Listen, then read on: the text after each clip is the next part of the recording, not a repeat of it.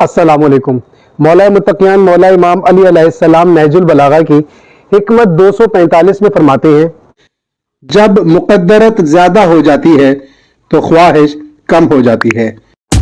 جب انسان کسی ایسی چیز کی خواہش کرتا ہے جو اس کی دسترس میں نہ ہو، جو بہت زیادہ اس سے دور ہو، جس تک پہنچنا اس کے لیے ناممکن ہو یا بہت زیادہ مشکل ہو،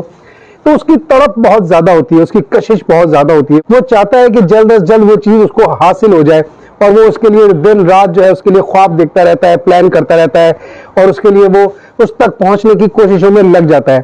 لیکن جیسے جیسے وہ اس کے حاصل کرنے کے نزدیک ترین پہنچتا ہے،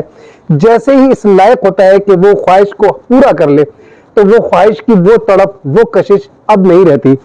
اب وہ کوشش کرتا ہے کہ یہ جو جس تک وہ پہنچ چکا ہے، اس کا تو حاصل کرنا بہت آسان تھا اور کر لیا، تو اب میں کوشش کرتا ہوں کہ اس سے بڑی، اس سے بہتر، اس سے اچھی، مزید اس سے آگے کی خواہش کرنے لگتا ہے۔ اور وہ خواہش جو اس کے لیے خواب تھا، وہ خواہش اب اس کے لیے کوئی خاص اہمیت نہیں رکھتی، اپنی قدر کھو دیتی ہے، اور جیسے جیسے وہ مزید خواہشات کی طرف جانے لگتا ہے، ان کی کشش بڑھنے لگتی ہے، اور اس تک پہنچتے ہی پھر اس کی بھی قدر ختم ہو جاتی ہے۔ یعنی یہ ایک ایسا سلسلہ ہے کہ انسان کبھی ان تک پہنچ بھی جائے تو وہ اس طرح سے، جس طرح سے سوچ رہا ہوتا ہے، جس طرح سے اس کی ایک خواب ہوتے ہیں، جس طرح سے اس کی امید ہوتی ہے، وہ خواہش پھر اس طرح سے اس کو مزہ نہیں دیتی،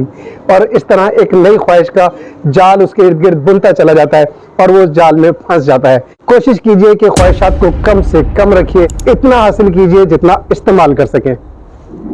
شکریہ۔